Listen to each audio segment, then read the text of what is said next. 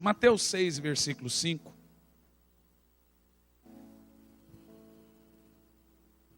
Uma oração à moda antiga. Diz assim: e quando orares, não seja como os hipócritas, pois se comprazem orar em pé nas sinagogas e nas esquinas das ruas, para serem vistos pelos homens. Em verdade vos digo que já receberam a sua recompensa. Mas tu, quando orares, entra no teu aposento, e fechando a tua porta, ore a teu pai que está em oculto, e teu pai que vê secretamente, te recompensará. E orando não useis de vãs repetições, como os gentios que pensam que por muito falarem, serão ouvidos. No 8, não vos assemelheis, pois, a eles, porque vosso Pai sabe o que vos é necessário, antes de vocês pedirem. Amém. Senhor, aqui nós estamos nesse culto, e como tem sido bom estar aqui, Pai. Eu me alegro muito em estar aqui nesse estado, nessa igreja tão abençoada, com pastores tão abençoados. Peço que o Senhor fale conosco, Pai. Amém. Graças a Deus. Irmãos, uma mensagem genuína, uma mensagem verdadeira, sendo ela genuína, ela só vai provocar duas reações: conversão ou revolta. Uma pessoa, quando ouve um profeta na área de fé e finanças como pastor, só vai provocar duas reações nele: ou ele aceita ou ele odeia. Quando você ouve um evangelista, só vai provocar duas reações: ou ele aceita Jesus, ou ele vai se levantar furiosamente como um animal cheio de raiva.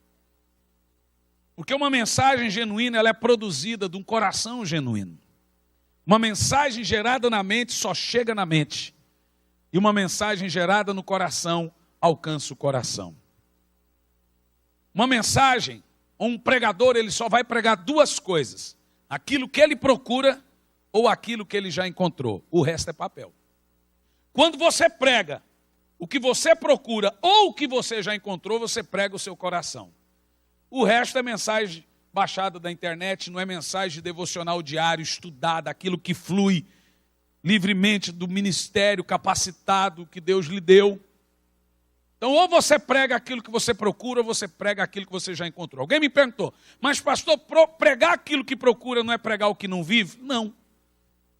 Se você prega o que você procura, você está procurando viver. O problema, pregar o que não vive, não é você pregar o que você procura. É você pregar o que você não tem intenção de viver. A mensagem, gente, ela tem um propósito muito forte. Só que como a minha mensagem, essa mensagem aqui hoje, ela tem a intenção de trazer um foco esquecido, e demonstrar ou mostrar realmente a importância muito grande. Primeiro vamos fazer aqui uma separação entre pregação e oração. A pregação é muito importante, é claro. Mas a pregação, ela atinge o que é temporal, a oração atinge o que é eterno. A pregação atinge coração de homens, a oração coração de Deus. Se você perguntar para mim qual que é mais importante, a pregação ou a oração, você vai ter que analisar em qual dos pontos ambos são importantes. Portanto, eu conheço homens grandes pregadores. Você pode ser um grande pregador, você pode ser um grande orador, estudioso da palavra e mesmo assim cair. Mas eu não conheço homens que oram cair. Eu não conheço pessoas de oração perecer, mas eu conheço pregadores perecerem. Eu conheço homens que apenas pregam. Irmãos, você não precisa ser espiritual para pregar. Basta você ter uma boa oratória, uma boa dinâmica. Eu preguei aqui uma mensagem, vocês se lembram, uma doença que mata mais que a morte, eu acho que vocês se lembram, que na parábola do semeador você vê o Senhor Jesus citando o quê? A semente e a terra, mas ele não cita. E por que ele não cita o semeador? Porque não importa. Se tem boa semente e boa terra, vai dar fruto. O que importa realmente é a boa semente, que é a palavra, e a boa terra, que é o seu coração. Muitas vezes, o semeador, ele está em pecado, muitas vezes o semeador não tem comunhão com Deus e cai fogo do céu. Porque a terra é boa. Irmão, pode vir um camarada aqui, às vezes, do jeito que ele for. Tem igreja que você vai, que você pode estar consagrado, pode descer anjo e lambrecar sua cara com óleo cheiroso. O negócio não vira. Tem igreja que você vai, que a coisa está tão complicada, você pode estar ungido e ter 3 anjos dando reforço, que não vai. Já aconteceu com o senhor isso, pastor? Que você fala assim, meu Deus, me tira daqui. Mas tem lugares que junta a fome com a vontade de comer. O pregador ungido com uma terra boa e a coisa funciona. Como disse, essa semana eu estava com o pastor Luciano, ele falou assim, eu vou dizer as palavras dele, ele deve estar me assistindo pela internet, porque ele não tem culto hoje, ele sempre me assiste na quinta-feira, assiste o irmão.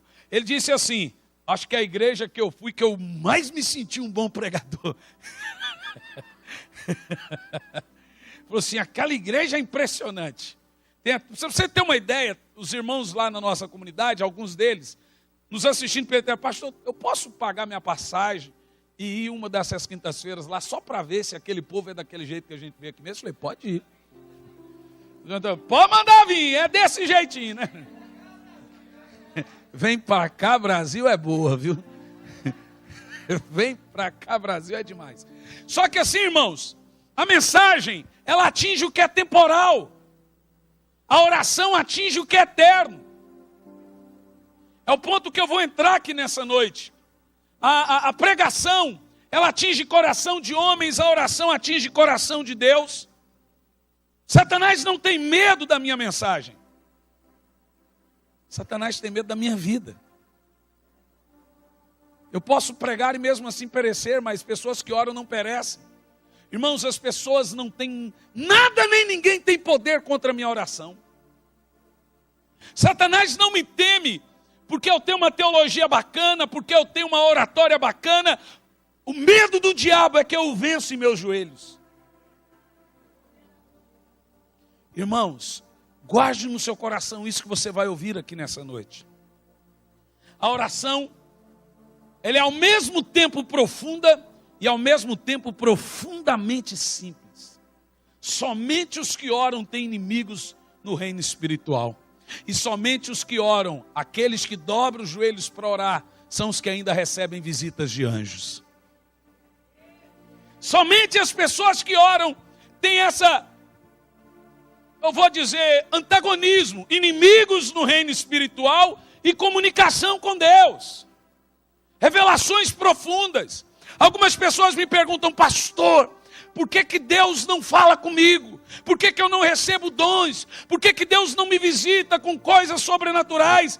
A minha pergunta que eu faço é, você daria presentes para crianças? Desculpa, você daria joias para crianças? A gente dá presente para crianças. Mas são coisas, para eles importantes, para nós totalmente irrelevantes. Alguém me perguntou, pastor, qual o problema com o meu marido? Eu falei assim, o mesmo com o seu filho. Mas por que, pastor? Eu falei, irmã, analisa. A única diferença do seu marido e do seu filho é o valor dos brinquedos.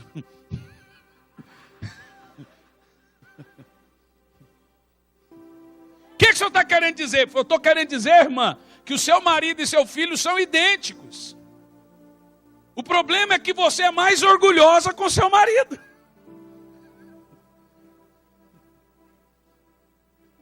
O seu marido gosta de brinquedos caros, o seu filho de brinquedos baratos. É só essa a diferença, mais nada. São ambos crianças em casa.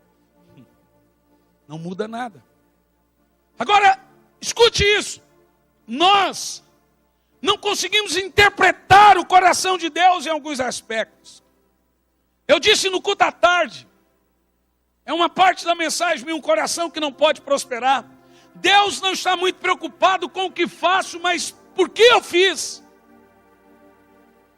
Deus olha muito mais, é a diferença da motivação e da reação. Deus olha muito mais a motivação que me levou a fazer do que o ato em si. Muitos de nós não conseguimos orar. Muitos de nós não descobrimos o peso da oração, ou o valor que ela é dada no reino de Deus. E o que você vai ouvir aqui nessa noite vai reformar essa visão sua. Vai reformar essa visão que você tem acerca da oração.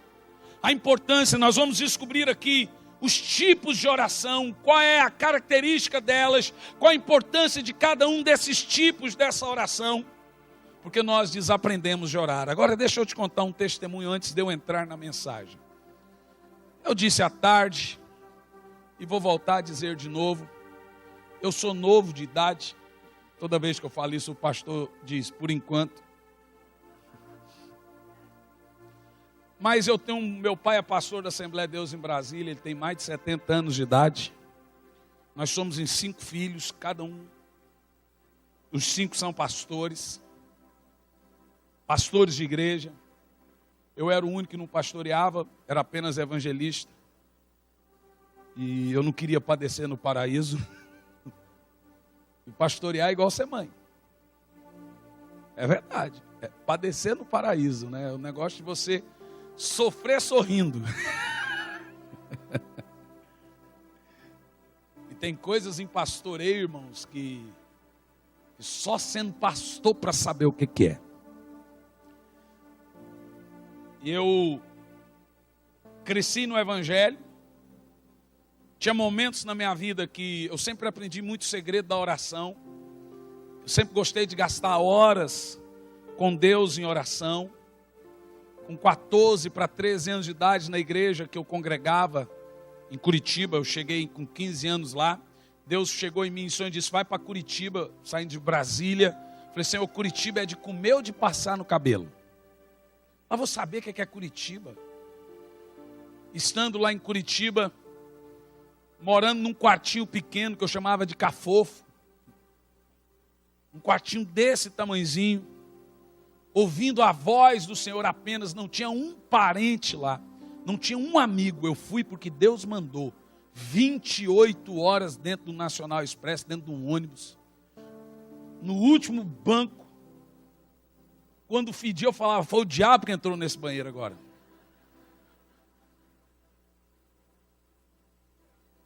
Irmão, você não sabe o que é vida de obreiro. Você não sabe o que é vida de obreiro. É uma coisa, e de obreiro porque eu vou dizer uma coisa para você aqui, que eu ainda não disse aqui vindo nessa igreja. Tem muita gente aí pregando prosperidade e seus liderados são miseráveis. Aqui eu percebi uma coisa, esse irmão aqui, o pastor Marcos Gregório, ele honra todos os seus liderados. Então é muito fácil muita gente ficar por aí pregando de prosperidade e tratar quem está debaixo de si como nada. Então eu percebo aqui que todo mundo aqui tem a sua oportunidade, tem a oportunidade de escrever seu livro, de fazer seu DVD, de fazer isso e fazer aquilo outro. Poucos lugares têm isso. Então eu estava numa igreja que quando eu estava passando fome, o que eu recebi de presente do meu pastor foi uma caixa de ovo. Está aqui, meu filho, uma caixa de ovo para você. Irmão, tem hora que você não precisa só de oração, você precisa de dinheiro também.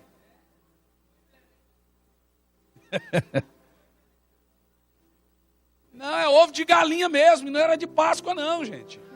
Se fosse de Páscoa você venderia. E aí a única coisa que eu tinha como força na minha vida era orar. Algumas pessoas me perguntam, pastor, por que eu não ganho a minha família? Eu falei, porque você tem argumentos.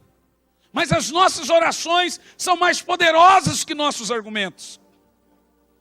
Há vários momentos na nossa vida que o que mais importa e o que mais vai importar é nossa oração.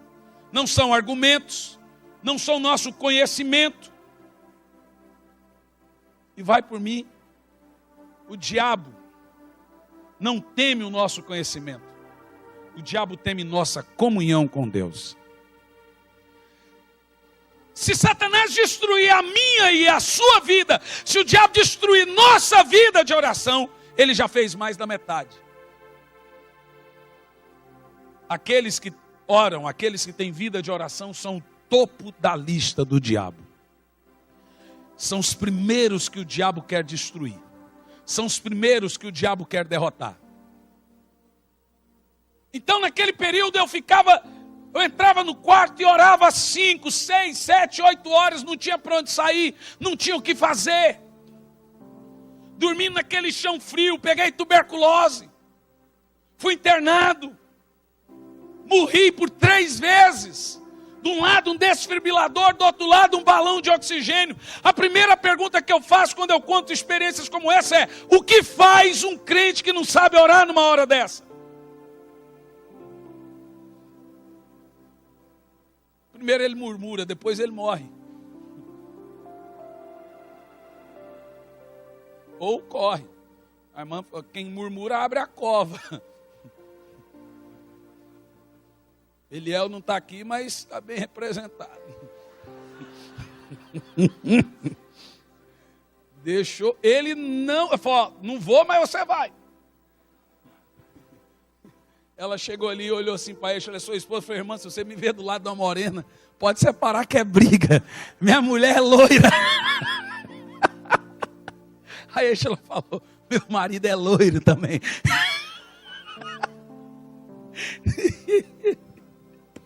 Irmão, eu fui visitar um irmão que eu estava orando muito tempo aí na minha igreja.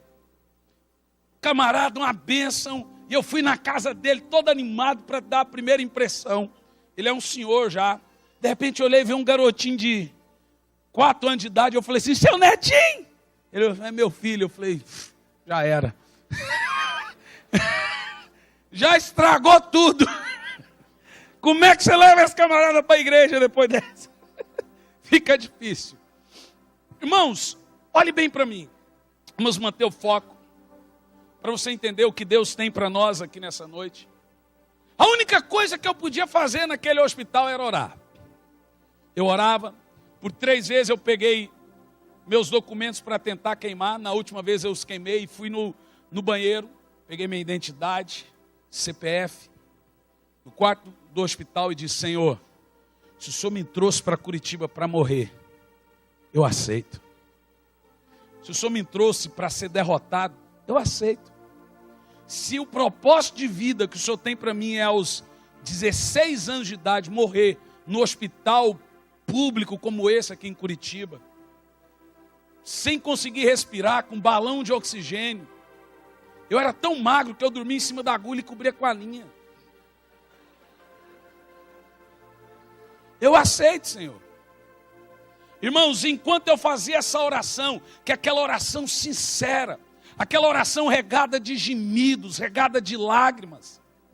Hoje à tarde, a hora que a Estela estava cantando, vinha uma irmã aqui e fez igual Ana. A mãe do até então, que seria o profeta Samuel, gemia, e só sai lágrimas misturadas com baba e não sai palavras. Irmãos, Deus, nós somos bons demais com palavras e muito ruim com lágrimas. E eu tenho uma frase, não está na Bíblia não, mas está no livro de Santa Teresia, você vai achar lá. Anjo não leva palavras, anjo leva lágrimas. Pelo simples fato que nossas palavras mascaram demais nossas emoções, mas as lágrimas não. Agora olhe para mim. E aí orando ali, falei, Senhor, eu aceito. Mas eu não vou servir de mau testemunho para minha família, porque eu disse para meu pai, Deus mandou eu vir para Curitiba. E eu não quero voltar num caixão e as pessoas dizerem, olha aí, ó, ouviu a Deus, disse que Deus mandou, e aí numa futura mensagem você se torna exemplo de pregação ainda. Falei, não, eu vou morrer aqui, vou queimar meus documentos, ninguém nem vai se lembrar de mim, vai pôr na televisão, procura-se, eles nem vão saber. Mas eu não vou servir de testemunho de fracasso. Eu queimei todos os meus documentos. Irmão, aquilo que você vence, você se torna autoridade.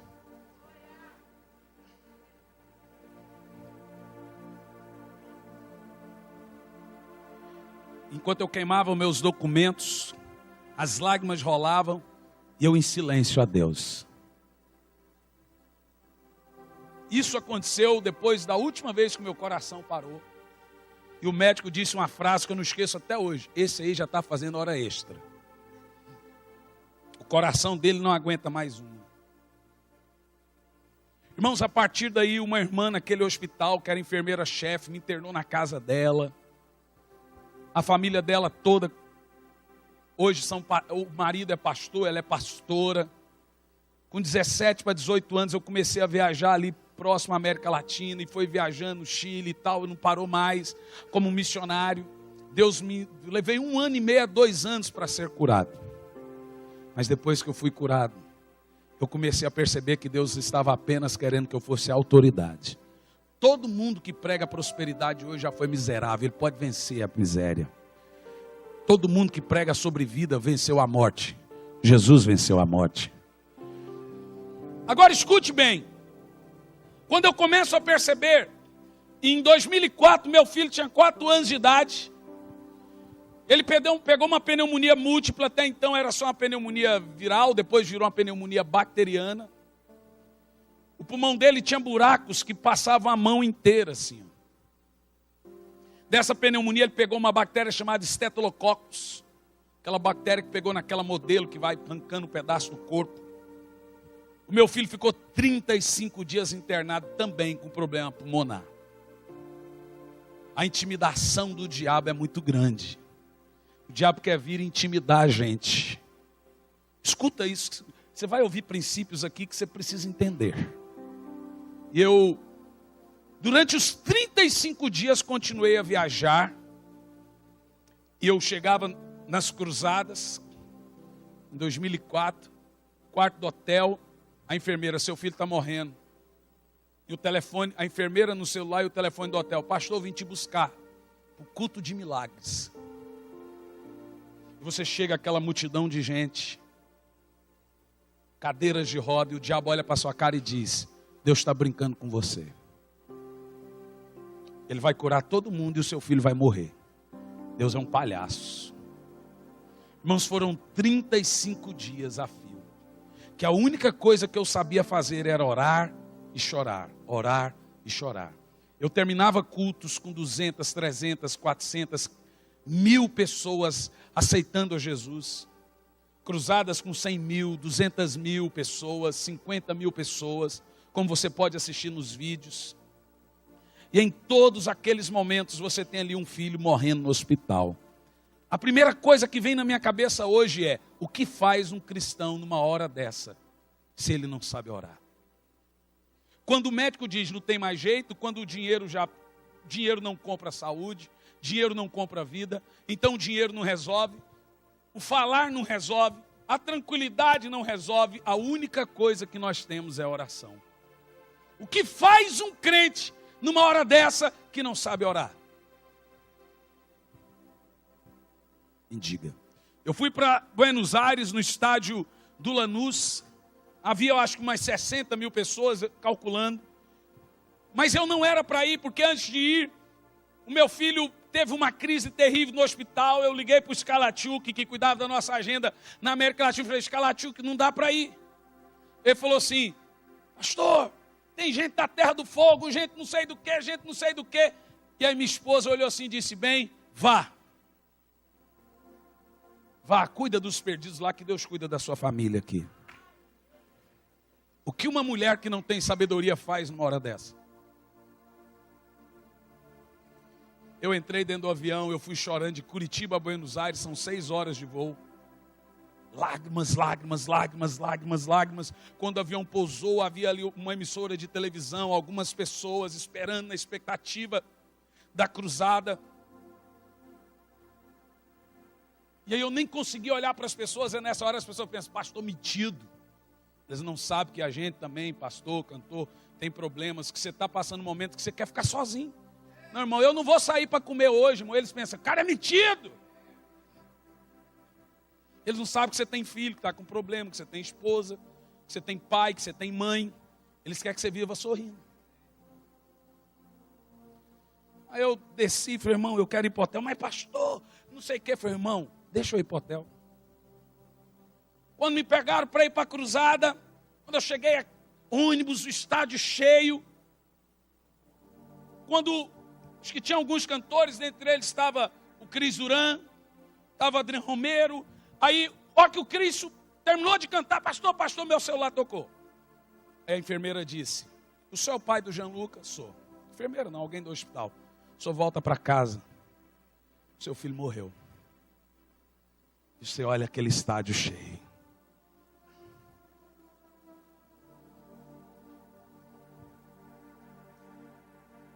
Irmão, se você perguntar para mim se isso é um joguinho de Deus, eu prefiro crer que cada impossível que aparece é uma porta que Deus abre para o sobrenatural acontecer. Essa é uma frase da minha amiga pastoral da Célia. O impossível é a porta que Deus abre para o sobrenatural acontecer. Você não vai conhecer milagres se não tiver situações como essa. O que falta para muitos crentes que vivem por aí, eu quero sair da igreja, é experiências sobrenaturais. Porque quem tem experiências com Deus, isso é igual a um casamento. Casamentos que passam por muitos momentos difíceis durante anos. Eles vivem para sempre quase, só separam na morte.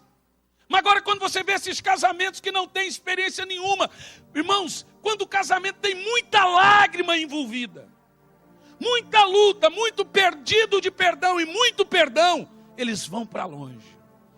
Eles perduram, é muito laço emocional que liga aquilo. Agora você fica com esse casamento, água com açúcar, nada os segura. Igreja, Deus é assim.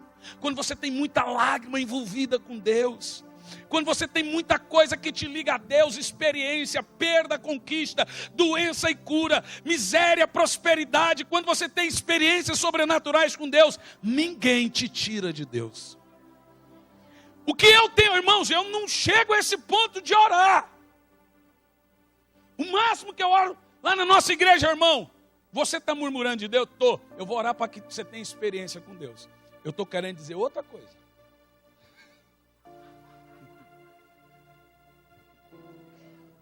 Eu quero que Deus te dê experiências.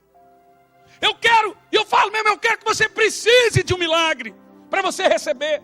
Porque só nessa hora que você vê crentes aprenderem a orar. Irmãos, vai por mim. Se precisar, Deus permitiu uma doença, uma situação financeira desfavorável, um problema familiar. Se precisar Deus permitir isso para você instalar o altar céu com Ele, ou a comunhão com Ele, Ele vai permitir. Vai! Porque crente é assim, basta um espirro, ele aprende a orar na hora.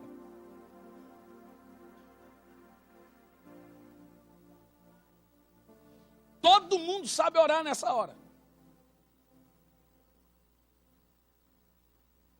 Aí você tem ali, como é que é? Seu filho volta para casa e fala: minha senhora, eu não sou pai desse menino. Eu sou administrador da vida dele. O pai dele é Deus. Eu vou dizer uma coisa para a senhora. Eu estou muito ocupado agora. O senhor é louco? Eu falei assim: ainda não. Desliguei o telefone. E aí tem o administrador: pastor, no telefone, estão te chamando, não sei o que. É brincadeira. Eu subi.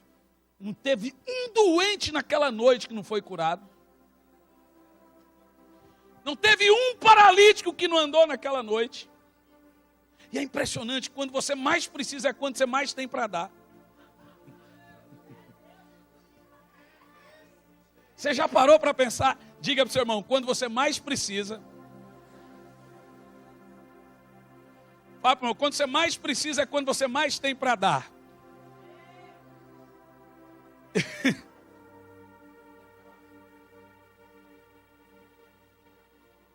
As melhores pregações, as melhores músicas nascem sempre em piores momentos. É verdade. Por isso que eu digo que um pregador só prega aquilo que ele vive, aquilo que ele procura, aquilo que ele já encontrou. Se ele não pregar nenhum nem outro, ele só prega papel. Sem vida, sem nada. Não é vida dele. A melhor mensagem é aquela que nós pregamos nós. Nós pregamos nós. Eu estou pregando eu para você. Agora escute. Lá, a única coisa que eu fiz, Senhor, Tu sabes todas as coisas. O diabo quer me intimidar e eu vou dizer uma coisa. Olha como eu fiz uma coisa que é errada, mas no discurso é bonito. Senhor, eu disse: diabo, se Deus levar meu filho, eu sempre vou adorar o Senhor. Não vai mudar nada. Irmão, isso na oração de discurso é bonito, é adoração. Mas não é isso que Deus queria que eu dissesse ao diabo. Deus queria que eu dissesse: meu filho não vai morrer. Mas é claro, o meu discurso foi de fidelidade, foi de obediência, foi de adorador. Eu terminei o culto arrasado. Na hora do culto parece que nada acontece com você do lado de fora. Nenhum pregador, na hora que está com o microfone na mão, ele não tem filho nessa hora, ele não tem mulher nessa hora, ele não tem nem muito e nem pouco dinheiro, ele não é nada ali, ele é só um pregador. Quando ele desce, a vida volta.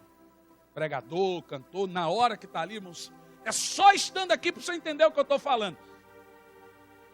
É totalmente tomado pela responsabilidade. Nada passa na mente de um pregador. Eu costumo dizer que todo pregador, adorador, ele tem um negócio com ele que se chama esquina. Ele tem um monte de problema. Quando dobra a esquina da igreja, some.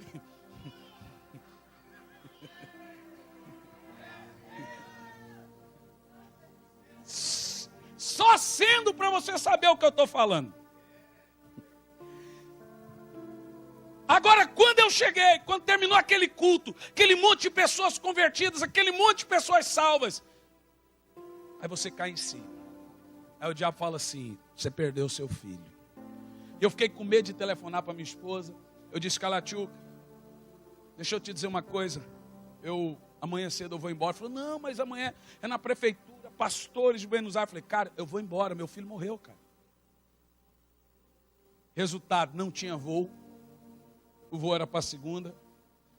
No domingo de manhã, quando eu chego na prefeitura, aquele monte de gente, de repente eu estou pregando e entra uma menina acorrentada.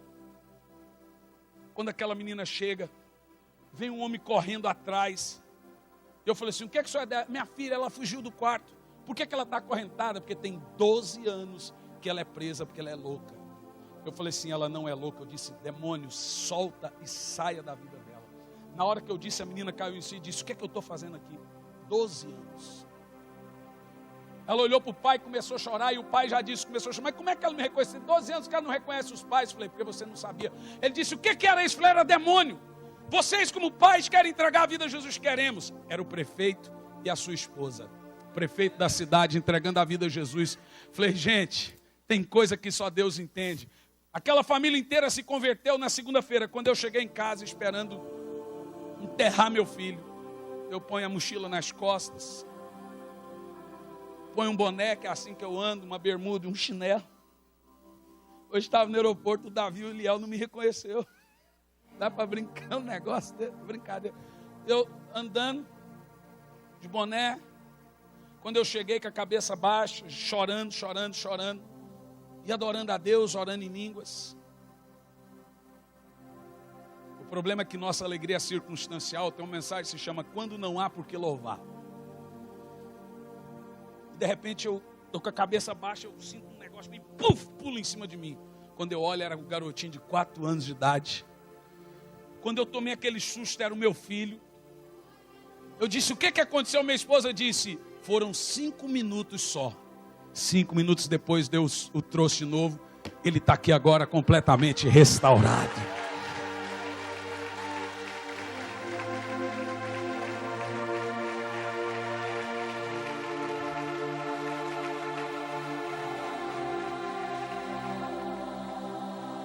Nós estamos vivendo uma geração de crentes fracos, que tem mais murmuração na sua boca do que adoração.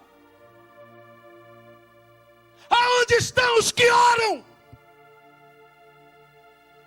Aquela oração à moda antiga, aquela oração do estilo do Velho Testamento, de uma mulher que não podia ter filhos, humilhada pela sua empregada. Aquela oração que só sai baba e gemidos. Aonde estão os que oram? Aquelas mulheres com maridos embriagados. Essa é a história da igreja há anos atrás, de irmãs que iam para a igreja sozinhas, escondidas, chegavam, apanhava do marido e só sabiam orar. Elas iam nos... Alguém me perguntou: pastor, por que os ciclos de oração eram lotados? Porque muitas vezes era a única reunião que as mulheres podiam ir. A reunião de oração na igreja se tornou uma Cinderela, irmãos. A reunião de oração está morrendo, já morreu.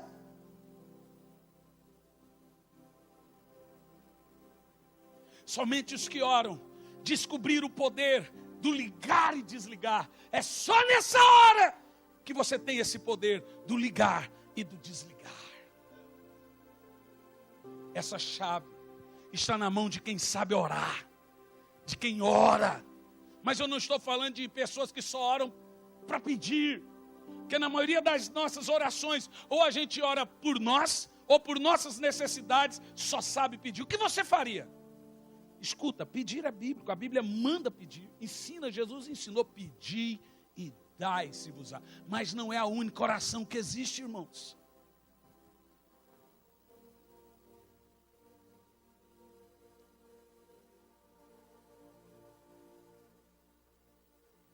Você pega pessoas, o que você faria se alguém chegasse em você e dissesse assim, deixa eu te falar 15 minutos de mim, ele fala hoje 15 minutos dele. Amanhã ele vem e fala mais 15 minutos sobre ele. Quando você topa ele no outro dia, só dele, mais 15 a 20 minutos. Da outra vez, só dele. Você já começa a fazer o quê? Fugir. Se coloque no lugar de Deus. Abra Malaquias. Vou ler um texto para você muito forte. Capítulo 2 e versículo 17. Esse texto fala que o Senhor se cansa do que falamos. Mas o salmista diz que o Senhor não resiste nossas lágrimas, nosso clamor. Olha o texto. Enfadais ao Senhor com vossas palavras. Veja se não é a mesma coisa que Jesus diz. Quando orais, não useis. O que Jesus está dizendo é, pare de dizer as mesmas coisas. O que Jesus está dizendo é, vocês não são criativos. Vocês não sabem pedir. Irmãos, nós somos tão ruins na oração que precisamos que o Espírito Santo ore por nós. Porque a Bíblia diz, porque não sabemos como deve orar, por isso o Espírito Santo intercede por nós com gemidos inexprimíveis. Nós precisamos urgentemente aprender a arte de uma oração à moda antiga. Não é oração cheia de interesses, não é oração cheia de repetições, mas é uma oração cheia de gemidos. Em busca daquilo que para nós ainda está escondido.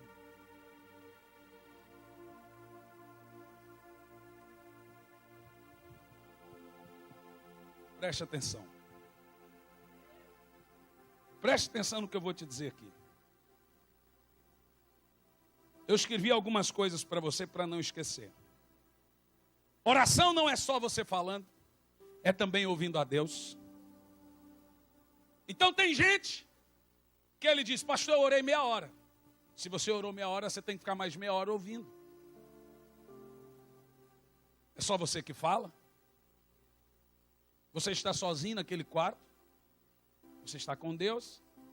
Então, quando Deus vem para falar, nós nos levantamos. Eu, basicamente, o tanto que eu gasto orando, eu fico em silêncio para ouvir a Deus.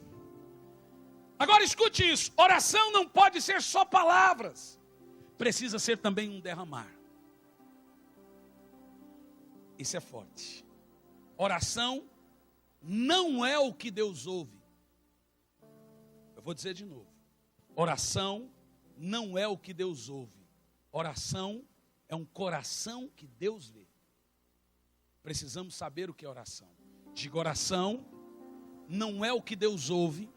Digo, oração é um coração que Deus vê. Não importa o que você fala, se o coração não condiz. Deus vai olhar lá dentro. O que importa para Deus é por quê e não o quê. O que importa para Deus é a motivação da minha oração e não a oração em si. Por isso que a oração não é o que Deus ouve. Então você vem com essa conversa, Senhor, se o Senhor me der isso, eu vou te dar isso. Deus fala, eu te conheço antes de você saber quem é você. Você não vai dar em nada. Você vive fazendo promessa e não cumpre. Você já prometeu ser dizimista 10.000 vezes e nunca cumpriu. Você prometeu, se ganhasse essa causa, se vendesse, isso faria. Nunca fez. Por isso que oração não é o que Deus ouve, é um coração que Deus vê.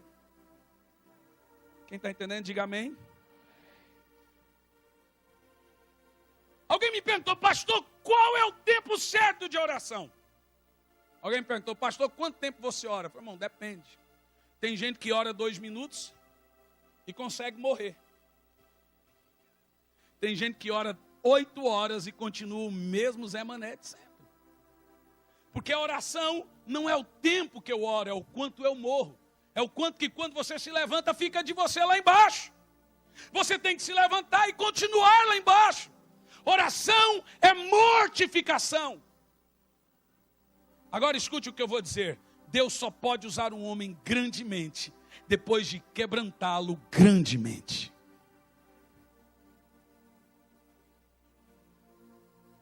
Deus precisa de homens e mulheres mortos. Só existe 2 tipos de pessoa: os mortos para o mundo e os mortos no mundo.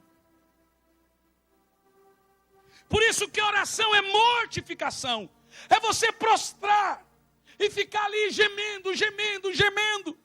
E você, irmãos, uma oração para ela ser eficiente, ela tem que romper, primeiro, a parte da carne. Só para romper a carne vai uns 20 a 30 minutos. Como que você quer vencer o diabo se você não consegue vencer o mundo, a carne, o controle remoto, o computador, a televisão? Como é que você vai vencer o diabo?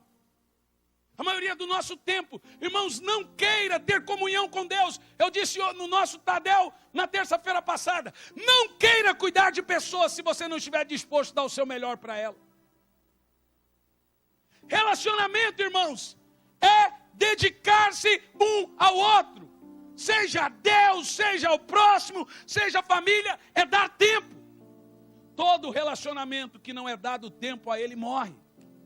Então eu disse à tarde, vou dizer de novo, o nosso relacionamento horizontal com as pessoas depende do nosso relacionamento vertical com Deus. O nosso relacionamento vertical com Deus influencia o nosso relacionamento horizontal com as pessoas.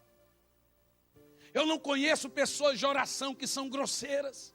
Eu não conheço pessoas de oração que são maus pais. Eu não conheço pessoas, pastor, eu conheço, então ele é religioso, não de oração. Eu não conheço pessoas de oração que são más mães. Eu não conheço pessoas de oração que não dizima. Eu não conheço pessoas de oração que não oferta. Eu não conheço pessoas de oração que fica na internet fazendo comentário e tecendo críticas. A oração reforma mentes.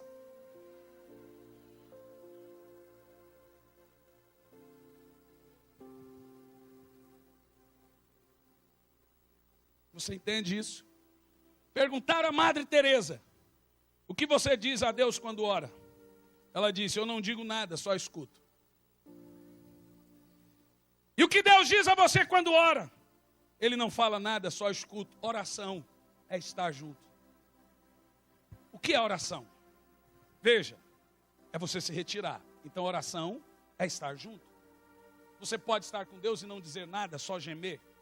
E você pode estar e bater um papo. Eu basicamente sento na minha oração e fico conversando às vezes eu fico no quarto em silêncio, escuro, ponho uma música bem baixinho e eu fico ali calado.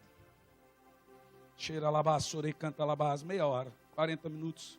Quando você ora em língua, a consciência não sabe de nada, mas o Espírito Santo está orando por você.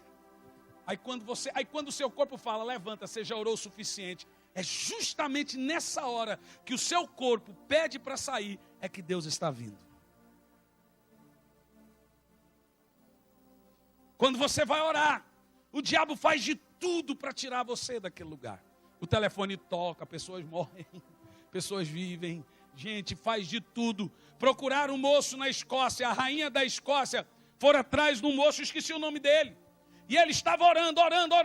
Não, George Miller, do orfanato de crianças, 400 crianças. E ele orando, a rainha da Inglaterra foi lá. Vim aqui para fazer uma doação, chama o moço para mim. Chegaram nele, a rainha falou assim, fala para ela esperar que eu estou orando. O problema é que a oração dele era 12, 13 horas. E ela esperou, fala para ele vir que a rainha está aqui. Ele falou assim, ou ela espera ou vai. Ela nunca mais apareceu. A rainha da Inglaterra dizia que tinha mais medo da oração de George Miller, da oração de homens de Deus, de que todos os exércitos franceses. Ninguém tem nada, ninguém tem armas, não existe armas no reino espiritual, material, contra a oração. Um homem de joelhos, ele é o homem mais poderoso do mundo. Um pastor de uma grande igreja me perguntou: pastor, o que eu faço para viver um avivamento na minha igreja? Eu disse: mantenha-os em oração, mantenha-os de joelho.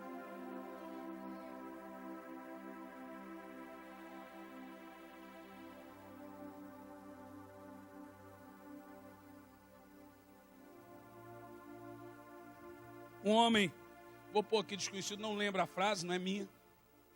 Ele disse o seguinte: a obra de Deus começa difícil, se torna impossível, então ela é feita. Diga: a obra de Deus começa difícil, se torna impossível, aí ela é feita. Deus não trabalha com situações fáceis. Por que você acha que precisava de deserto? Por que você acha que precisava de mar? Deus não trabalha com situações fáceis. Ele é o Deus do impossível. Por isso que precisamos descobrir o poder da oração para alcançar o impossível.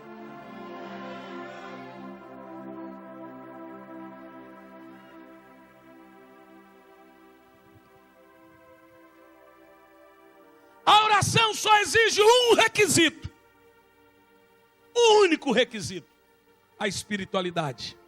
Você não precisa ser espiritual para pregar, você não precisa ser espiritual para cantar, mas você precisa ser espiritual para orar. A oração é uma prática de pessoas espirituais. O diabo não teme grandes pregadores, o diabo teme homens de oração. Satanás não move uma palha, irmãos, quando eu subo no altar para pregar. Mas o inferno inteiro se mobiliza quando eu vou para o quarto para orar. Esse quarto, igual o pastor disse que tem, o diabo quer passar o rolo compressor nele. O diabo não quer que você tenha um lugar desse. O inferno inteiro fica alvoroçado quando homens e mulheres vão para a oração. Ele diz: caiu a casa. Eu digo que um homem de Deus, de verdade, ele tem o nome dele no céu e no inferno. No livro da vida lá e lá no inferno, meu nome está lá, é Hernani Santos. Lá no inferno, uma luzinha vermelha, assim, perigo. Quando o camarada vai orar, a luzinha dispara. O inferno fica louco. O inferno não suporta homens e mulheres de oração. Não pense você que Deus está preocupado com o que nós fazemos para Ele. Deus está preocupado com o que nós somos para Ele.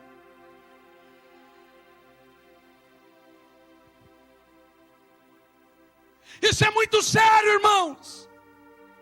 Seríssimo. A estatura de um crente, a estatura espiritual de um crente é determinada pelas suas orações.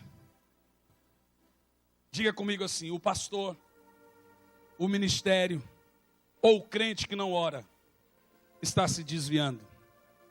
Embora a igreja seja pobre em muitos aspectos teológicos, eu acredito que ela é mais pobre ainda no quesito da oração.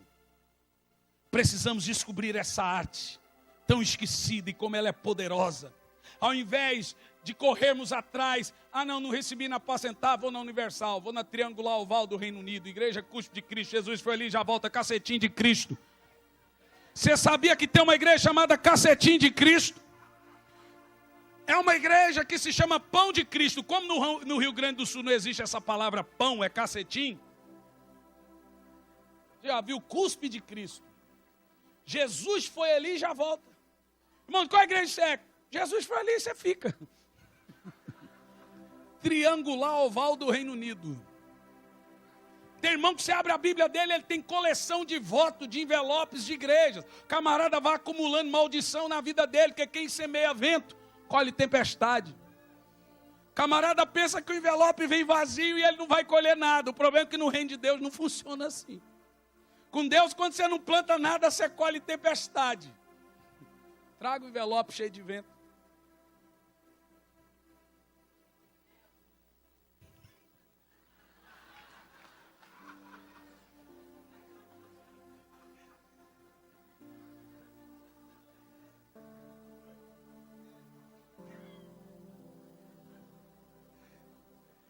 Agora escute, eu vou citar e você repete comigo. Diga, a oração é o encontro da sede de Deus com a sede do homem. Diz de novo.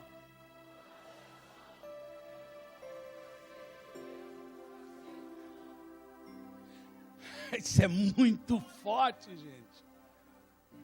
Assim como você tem necessidade, Deus também tem necessidade, irmão. Deus não procura adoração. Você não vai encontrar na Bíblia Deus correndo atrás de adoração. Deus procura adoradores. O plano de Deus não é o que você faz. O plano de Deus é você. O que interessa para Deus é você.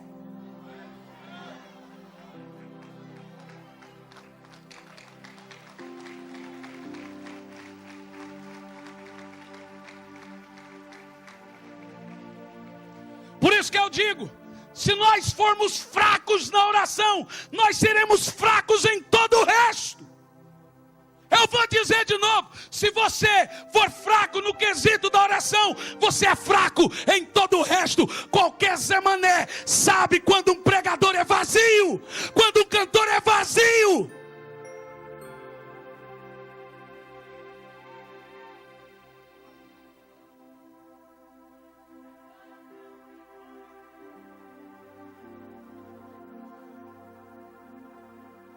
Agora escute isso, o ministério da pregação é de poucos, quase ninguém sobe aqui para pregar, mas o da oração é de todos. Todos podem orar, poucos podem pregar. Está todo mundo querendo ser pregador e ninguém quer orar. Tem um monte de gente que interfere e poucos que intercedem.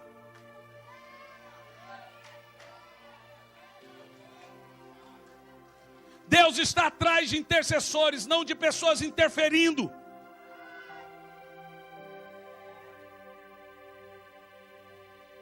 Levanta a mão e diz, há poucos, essa foi boa, tem 140 caracteres, diga, há poucos, diz, há muitos que interferem e poucos que intercedem.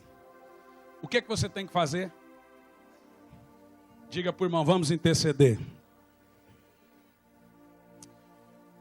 Eu vou concluir aqui. Alguém me perguntou, pastor, por que você sabe que a oração é o mais importante? Eu vou te dar aqui motivos porque eu creio que a oração é o mais importante na vida de um cristão. Primeiro motivo, porque foi a única coisa que Jesus ensinou. Jesus não ensinou a andar sobre as águas. Jesus não ensinou a pregar. Jesus não ensinou a expulsar demônio. Acha na Bíblia, quando expulsares demônios, faça assim. Fala, sai demônio, fica demônio, vem demônio, vai para lá, vai para cá. Quando for orar pelos enfermos, faça assim. Você não vai encontrar na Bíblia esse ensinamento. Jesus disse, ide e faça, porque antes ele tinha ensinado outro princípio, logo no início de São Mateus, capítulo 6. Porque se tivermos oração, temos todo o resto. Diga, se eu tenho oração, eu tenho todo o resto. É poder do alto, irmãos. Poder do alto não se ensina, se pratica. Não há ensinamento de poder, há prática de poder. Então Jesus dedicou a ensinar o quê? Orar. Quando orares, fazei assim. Então quando você pega a oração do Pai Nosso, ela não é uma repetição, mas uma revelação. Jesus ensina, entenda que na sua oração você tem que tratar Deus como Pai. Entender que Ele faz vontade tanto no céu como na terra. São revelações. Se você pegar a maneira com que Jesus ensina a orar, você vai no Salmo 23, você vai lá na oração, você vai ver que Jesus começa ensinando aquela oração em São Mateus, e você vai para a oração que Davi ora. Vamos orar a oração que Jesus ensinou? 1, 2, 3 e... Compreenda que Ele é Pai. Ele é Santo. Entenda que não é a nossa vontade que prevalece, Assim como acontece, tem que acontecer aqui. Ele supre todas as nossas necessidades em glória por Cristo Jesus.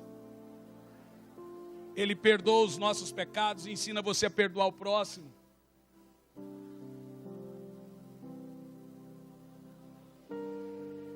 Livramento.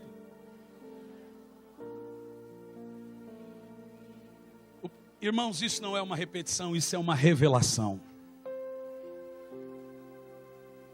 Você entende a profundidade da prática da oração? Irmãos, Jesus dedicou todo o seu tempo, e quando Jesus não estava dormindo, ele estava orando. Quando ele não estava pregando, ele estava orando. Oração é estar sós com Deus. Você se retira para cortar o cabelo, você se retira para viajar, você se retira para ir ao shopping, você tem que se retirar para estar com Deus. Oração é estar com Deus. A Bíblia diz que Jesus se retirava para orar. Oração é isso. É um encontro da sede de Deus com a sede do homem. A maior prova que Deus está com você é a sua fome, ou a fome que você tem de estar com Ele. A maior prova que Deus aprova o que você faz é quando você tem fome e sede dEle.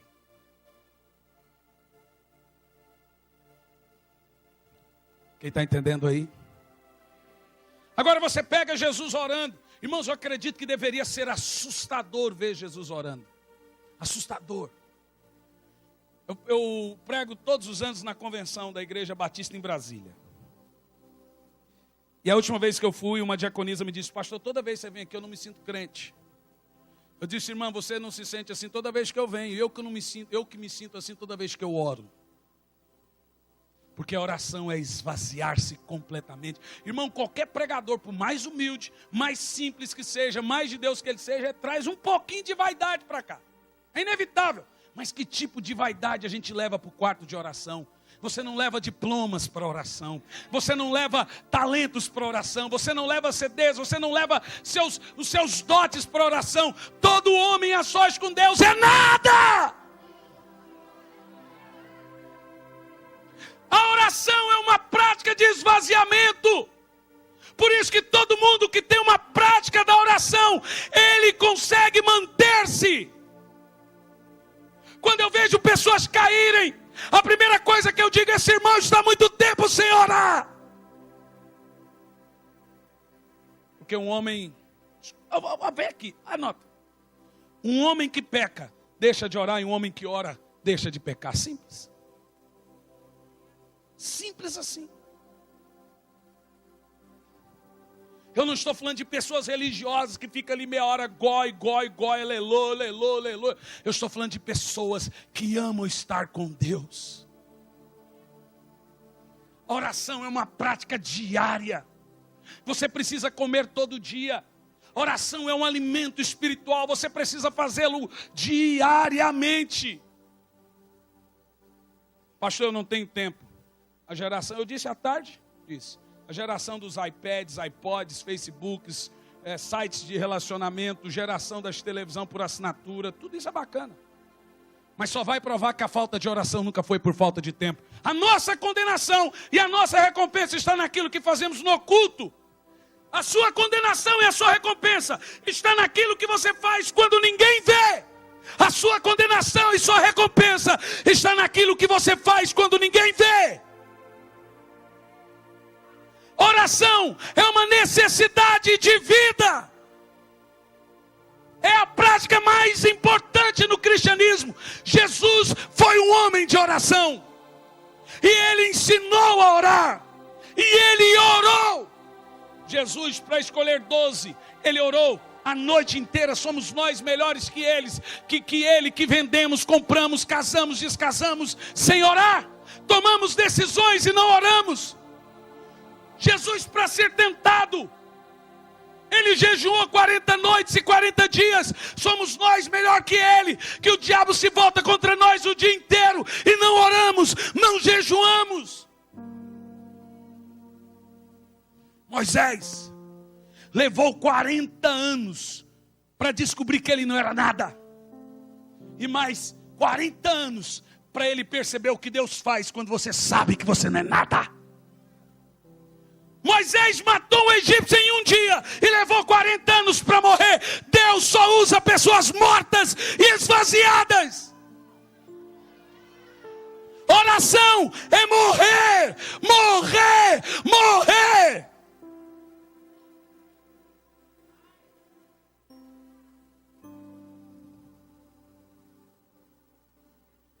Irmãos, eu não conheço, pastor. Eu acredito que esse ministério, eu estou dizendo por aí, irmãos, realmente apacentar é um avivamento.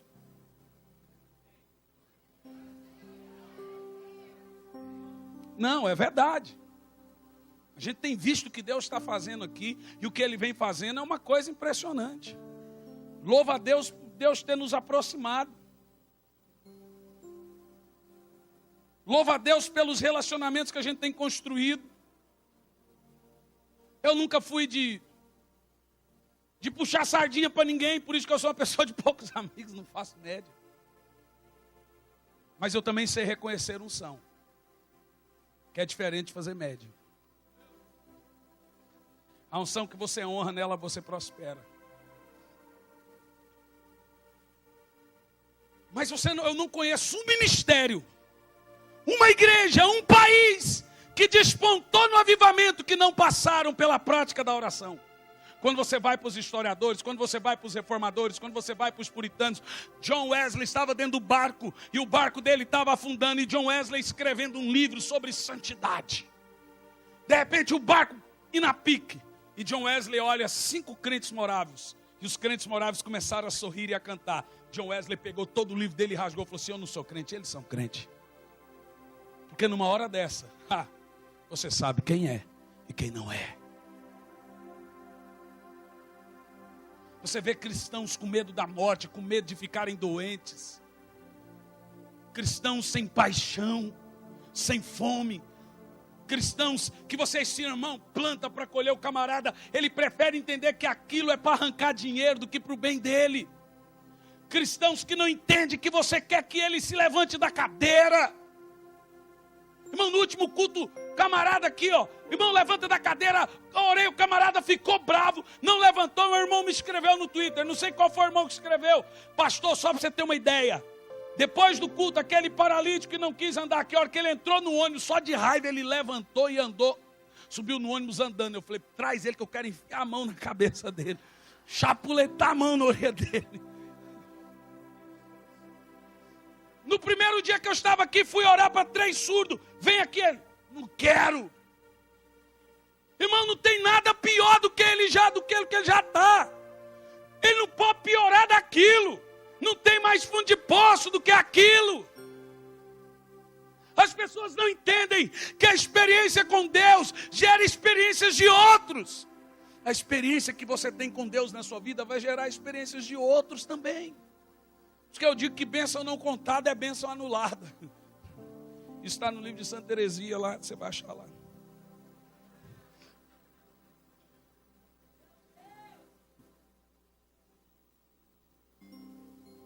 Guarda no seu coração, irmão. Por que eu sei que a oração é o mais importante? Porque eu vou dizer uma coisa. O diabo não se esforça muito para evitar as minhas pregações. Mas ele faz de tudo para me tirar do meu quarto da oração. Tudo acontece na hora que eu estou orando.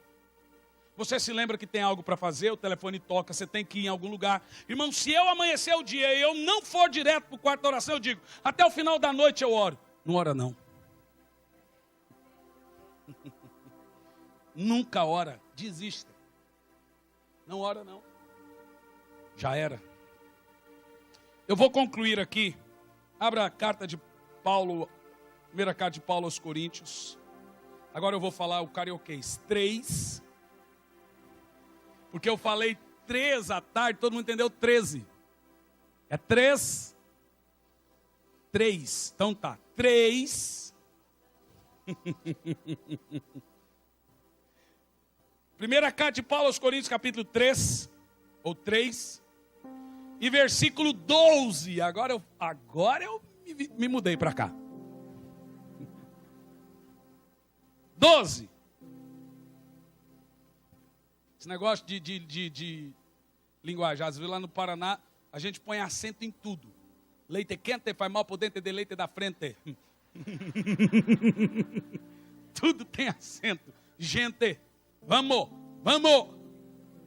Daí, você termina as frases com daí. Então, e aí, daí? Pastor, e o culto hoje, daí? O que tem a ver isso, irmão? O que tem a ver esse daí aí? Daí? Vamos lá ler, primeira carta de Paulo aos Coríntios 13, 12, daí. Partido 11. Agora eu vou te dar a base bíblica para provar que a oração é o mais importante. Porque ninguém pode pôr outro fundamento além do que já está posto, qual é Jesus Cristo. E se alguém sobre este fundamento formar um edifício de 1, 2, 3 e ouro, prata, pedras preciosas, madeira, feno e palha. No 13, a obra de cada um se manifestará. Na verdade o dia declarará, porque pelo fogo será descoberto e o fogo provará qual seja a obra de cada um. E se a obra que alguém edificou nessa parte permanecer, ele receberá galardão. E se a obra de alguém se queimar, ele sofrerá detrimento. O tal será salvo, todavia pelo fogo. Irmãos, esse texto está falando do tribunal Bema, que é o tribunal de Cristo, que é diferente do trono branco. O trono branco é um julgamento das coisas que fizemos, o tribunal de Cristo das coisas que deixamos de fazer. Então nós, como cristãos, não seremos julgados por nossas obras que fizemos, mas muito mais por aquelas que deixamos de fazer do que por aquelas que fizemos. Eu disse à tarde que Deus não consulta o serás espiritual da sua vida para te dar promessa. Já imaginou se Deus consultasse antecedente? Você já imaginou se Deus falar, peraí, deixa eu ver o que você andou fazendo para eu te abençoar. Deus não consulta nosso passado para nos dar algo. Mas Ele também não consulta nosso passado para nos punir de algo. Então o juiz, ele não pega o camarada, vou liberar ele matou, mas ele sempre foi um bom pai, foi só um rompante que ele teve. Não, ele vai punir pelo que fez ali. Não, ele tem um passado bom, então vai embora. Ele receberá uma punição. Deus não vai julgar o nosso passado, lindo, maravilhoso. Então você tem que entender, o camarada foi crente 30 anos, e 1 ano ele não foi crente e morreu, ele vai para onde? Então Deus não consulta passado. Entendeu? Então quando nós chegarmos diante do tribunal de Cristo, o que o texto diz, é que perante Jesus, a Bíblia diz que os seus olhos são como chama de fogo, então você vai passar pelo crivo dos seus olhos, com as suas obras. Apocalipse 1,14 diz que os seus olhos são como chama de fogo. Nós teremos 6 categorias de obras que serão provadas diante do tribunal de Cristo. A primeira categoria é ouro, prata e pedras preciosas, diga. A segunda é madeira, palha e feno. 3 obras são difíceis de ser achadas. Para você achar ouro, você tem que garimpar. 3 obras são invisíveis. Para achar prata, você tem que forjá-la. Para achar pedras preciosas, você tem que mergulhar. Abrir um monte de conchas. Mas para achar madeira, você sai por aí chutando. Feno, palha, todas elas estão na superfície. Mas as outras 3 não. São coisas secretas. São coisas escondidas. A única coisa que vai permanecer diante de Deus é aquilo que fazemos que ninguém vê.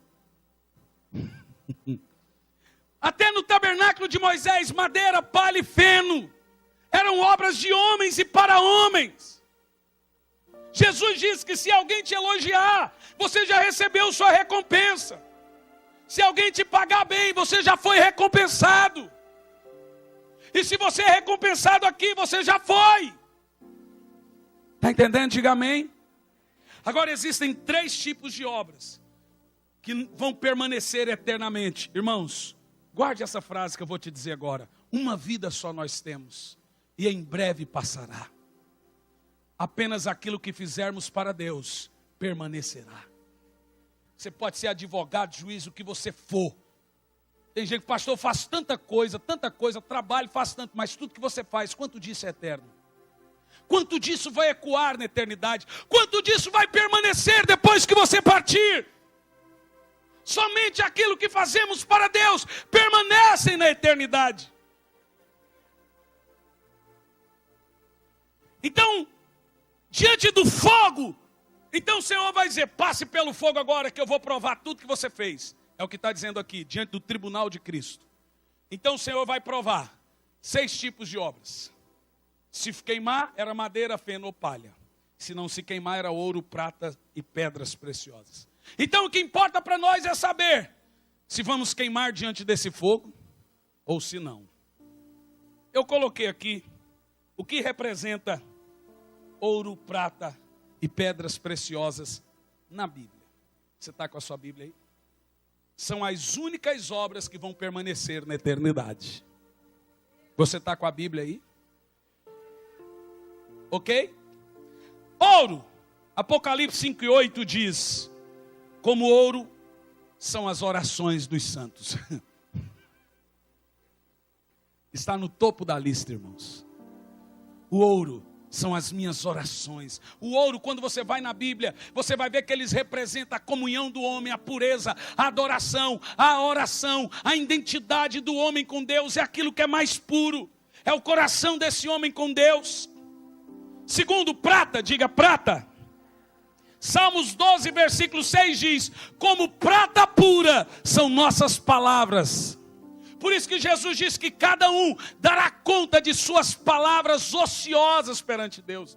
Palavras jogadas fora. E terceiro, pedras preciosas. Diga pedras preciosas. 1 Pedro 2:5 diz que pedras preciosas são as almas que nós ganhamos para o reino de Deus. Como pedras vivas são as almas que ganhamos para Cristo. Então vamos lá. Madeira, prata, madeira, feno e palha. Irmão, a igreja que eu construo, as almas que eu ganho, os filhos que eu crio, só não serão madeira, feno e palha, se a minha oração for ouro. Porque se eu tenho oração, eu tenho todo o resto. Se o diabo destruir a oração, ele destrói todo o resto. Se eu chegar diante do tribunal de Cristo, o Senhor vai dizer, passe agora pelo fogo a sua vida de oração diária. Deixa eu ver a sua comunhão comigo. Passa pelo fogo. Se a oração for queimada, basicamente, eu não fui um bom pai, eu não fui um bom crente, eu não fui um bom irmão da igreja, fui desobediente. Porque quem não ora tem tudo isso. Você quer fazer um bom discípulo, você quer ter irmãos bons na sua casa, ensine-os a orar. Eu falei para o meu filho, eu quero ver você orando todo dia. Comece com 5 minutos. Como é que é feito? 5 minutos de oração, todo dia. Eu quero que você tranque a porta do seu quarto e ensinei ele como orar. Se você quer um bom filho, ensine-o a ser primeiro um bom filho de Deus. Oração, irmãos, está no topo da lista. É a única coisa que vai permanecer diante do tribunal de Cristo. As primeiras que serão provadas, sua comunhão comigo. As palavras que você pronunciava, seja de bênção ou de maldição, de murmuração, de crítica, ou as vidas que você trouxe para o reino de Deus. Tem gente aí que está nu perante o Senhor. Como eu preguei essa mensagem, o irmão disse, pastor, eu estou só de meia.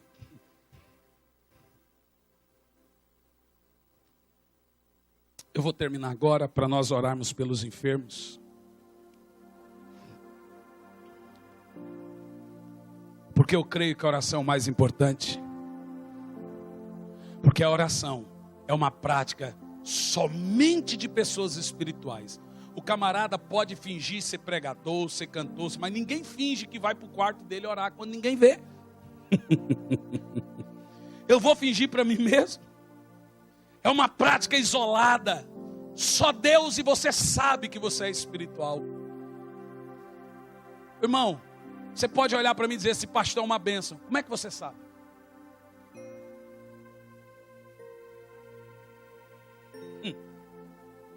A oração é uma prática de adoradores. Permita chegar diante de Deus hoje, se comprometer. Irmão, comece com 15 minutos diário. Você não vai conseguir orar meia hora 40 minutos, 1 hora, começa com 15. Escolhe um lugar, um horário e não deixa aquele lugar por nada. Vai lá, se esconda. Irmão, anjos vão te visitar, vão te dar canções, vai te trazer revelações. Mensagens vão vir ao seu coração. Não vai ser mais mensagem de mente, vai ser mensagem de coração.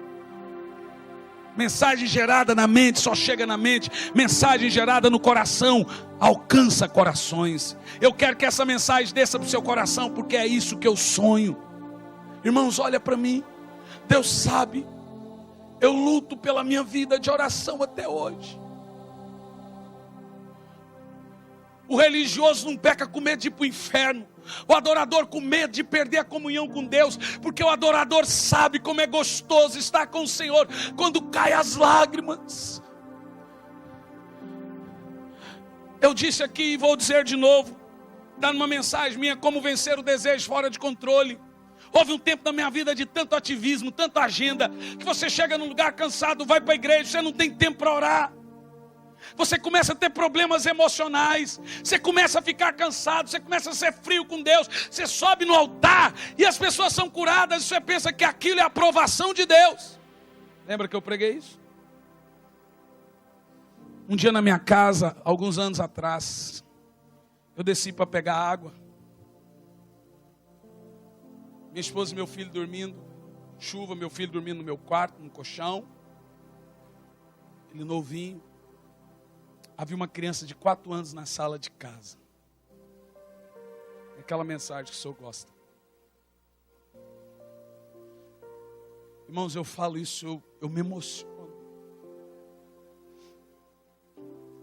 Porque eu preguei à tarde que juízo é para incrédulos, disciplina é para filhos. E Deus só disciplina, corrige quem Ele ama. Aquela criança olhou para mim e fez assim, ó. E disse assim para mim, vem cá. Aquela criança subiu a escada, um garotinho de 4 anos de idade. Quando ele subiu, ele olhou para minha esposa e meu filho. Disse, olha para eles. Se a volta de Jesus fosse hoje, eles iriam e você ficaria. Eu disse, mas por quê? Ele falou assim, você não é mais um pregador, você está sozinho. Você não prega por amor, você faz leilão para pregar. Você montou uma estrutura caríssima e repassou essa estrutura para as igrejas. O preço seu. Não é que minha estrutura é cara, então você repassou para eles esse preço. Nunca pedi para você ter essa estrutura. E o problema dos pregadores, cantores, é que eles montam estruturas e eles têm que manter aquilo, então eles repassam. Você não ora mais, você não tem fome de mim. Você não prega o que você vive. Você está com problemas seríssimos de caráter. Reputação é o que as pessoas pensam de você. Caráter é o que Deus pensa de você. Tem muita gente vendendo caráter pela reputação. Deveria ser o contrário. Que se exploda o que pensa, o que importa é o que Deus pensa. Então eu ali naquela situação, irmãos, eu chorava tanto que a minha esposa teve que fazer uma inalação, que eu não conseguia respirar, eu gemia, soluçava. Imagina o Espírito Santo dizer assim, você está sozinho. Você está só. Você está 1 mês e meio sem orar. O camarada chega, dobra o joelho no culto, Senhor, eu estou aqui, me usa, amém. E ele pensa, está bacana. Eu te dei programas na televisão. Eu te levei em países, você era ainda novo. E você vai lá e aquele monte de gente curada, você não fazia apelo de salvação. Você não trazia as pessoas até mim. Você pensava assim, e o anjo falando, né? Ah, já foi curado mesmo? Ó, irmão, tá aqui o microfone, glória a Deus. Já fiz a minha parte. Era um verdadeiro show da fé. Você está mais preocupado com o que as pessoas pensam de você do que o que eu penso de você. Mas você sabe o que eu penso de você? O que o Senhor pensa de mim, Senhor? Vai orar para saber. Ele falou assim, em Apocalipse 3:20 diz, eis que estou à porta e bato. E normalmente nós evangelistas usamos esse texto apontando para o mundo. Aí, ó, eis que estou à porta e bato, se alguém entrarei e cearei com ele. O Espírito Santo falou assim: esse texto é para a igreja, não para o mundo. É o contexto todo, é Laodiceia. O Espírito Santo dizendo: eu estou buscando alguém para chorar comigo, para gemer. Eu estou buscando alguém para conquistar comigo, para ganhar tempo comigo. Eu estou do lado de fora, eu quero voltar a pastorear a sua vida. Eu quero voltar a ser senhor da sua casa, assumir a rédea da sua vida. Você não ora mais para tomar decisões, você está sozinho. Irmão, foram 4 anos de silêncio. 4 anos de silêncio. Só Deus sabe como ficou meu coração. Eu fazendo a coisa certa, mas Deus não falava comigo, nem em sonho, nem em visões. Pessoas tomadas pelo poder de Deus, milagres acontecendo, eu sabendo que eu estava no rumo, mas o Senhor em silêncio. E aí fica aquela incógnita na sua cabeça. E agora, Deus está se agradando, não está? Eu vou continuar fazendo o que é certo. 24 de setembro do ano passado, eu estava em São Luís, em uma cruzada chamada Fruto Fiel, que é do apóstolo René Terra Nova. Havia uma multidão, milhares e milhares de pessoas na rua. Gente, uma multidão de pessoas vinham à frente gemendo, gritando, aceitando a Jesus.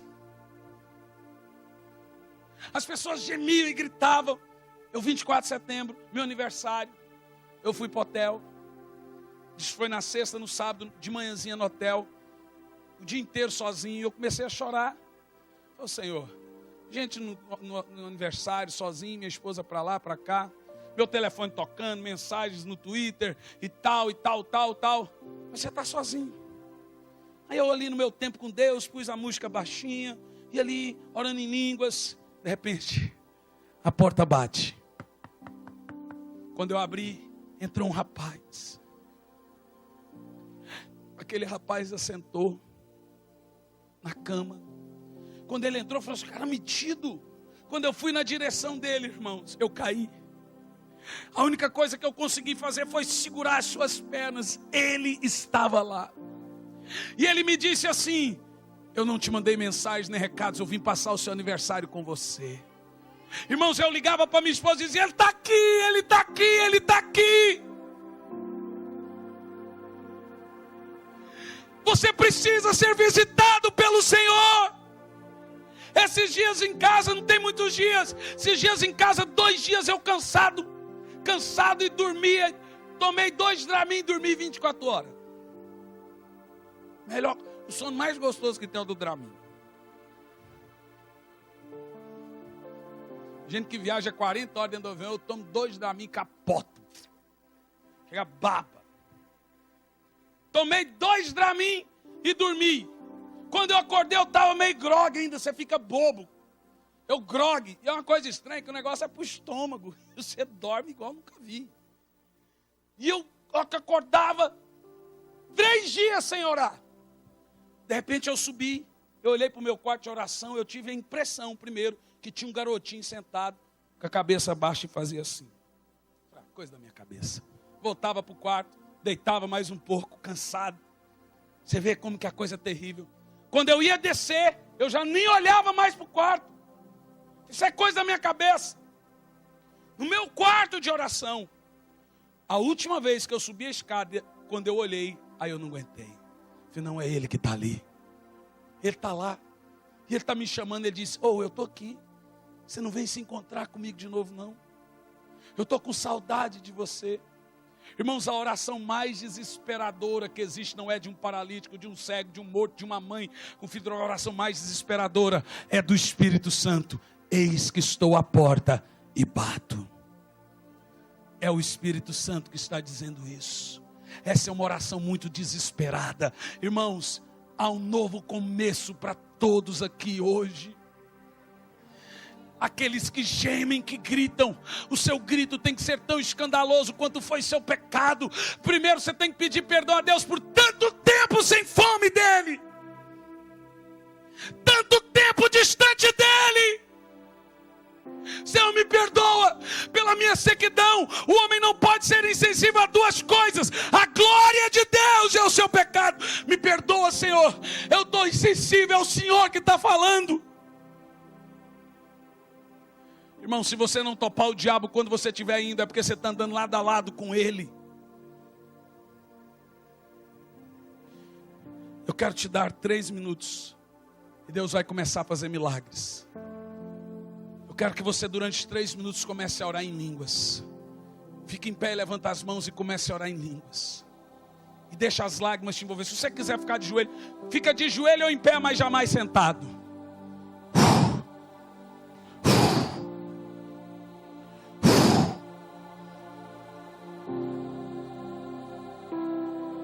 Não ore em outra língua, somente na língua dos anjos. Aqueles, deixe fluir.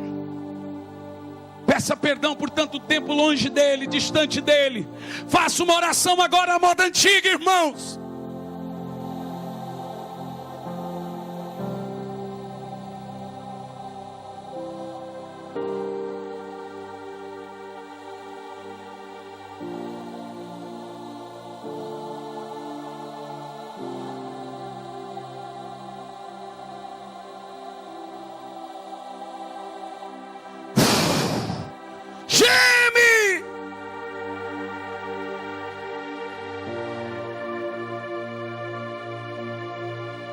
Aqueles que dobram os joelhos para oração, os que ainda recebem visitas de anjos. Você quer ser visitado como nunca. Tem gente aí que pensa que Deus já fez tudo, o ministério dele que tinha que fazer, não fez não. Ele vai trazer um despertamento. Os melhores anos da sua vida começam hoje. Os melhores anos do seu ministério, seja em sinais, começa hoje. Hoje, hoje.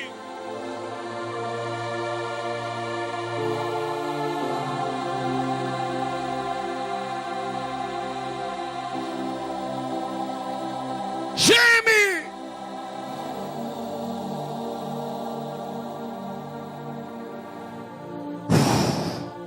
Ele está aqui. Olha aí, ó. Olha aí, ó.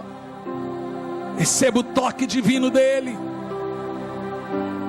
Olha aí, ó. Olha aí, ó. Olha aí.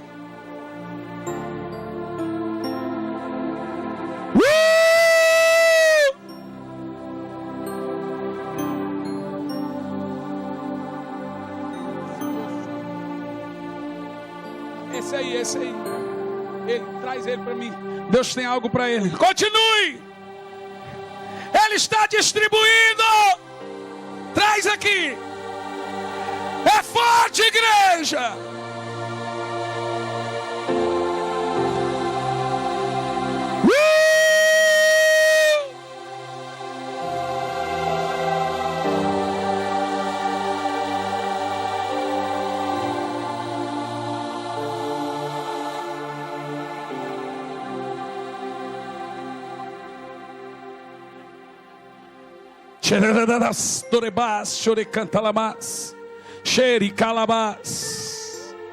Há gemidos inexprimíveis aqui, conquistas em lágrimas.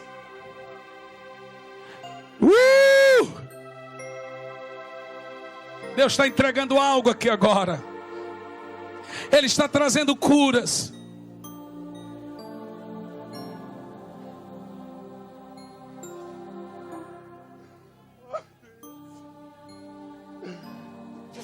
Meu Pai, ó Deus, quanto tempo eu te busquei, ó Deus. Ele estava com saudade de você. Ele estava com saudade de você, igreja. Mais alto.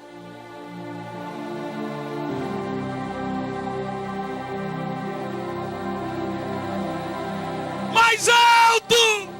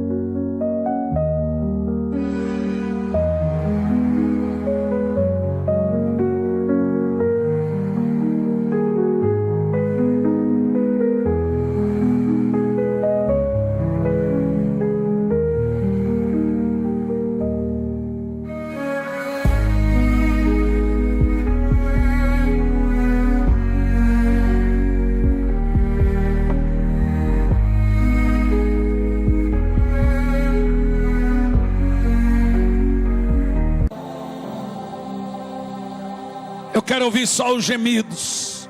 Bem baixinho o pianinho. Só os gemidos. Mais alto. Mais alto. Olha os anjos levando isso.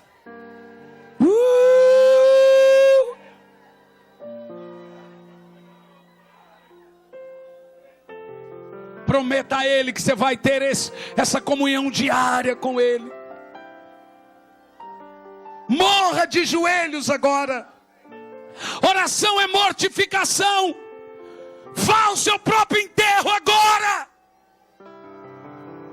Morra! Olha aí, olha aí, olha aí.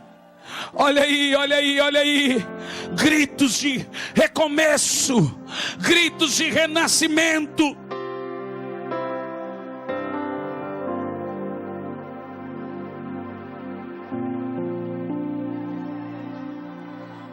Vai ficando em pé e tocando o céu, irmãos. Vai ficando em pé e tocando os céus. Câncer vai sair agora. Tem gente lá em hospitais que serão curadas agora. Tem gente lá na casa. Casamentos serão transformados. Porque você está fazendo uma oração à moda antiga, regadas de gemidos e de lágrimas. Mais alto! Geme! O tamanho do seu grito é o tamanho da sua fome.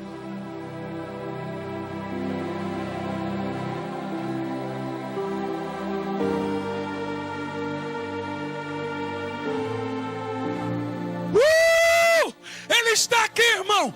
Eu tenho certeza. Eu estou vendo Ele passeando no meio de vocês. O Senhor está aqui atentando para o seu quebrantamento. É muito forte o que está acontecendo aqui. Ele está aqui, igreja. Irmãos, Ele está aqui. Ele está aqui. Eu estou desesperado porque Ele está aqui.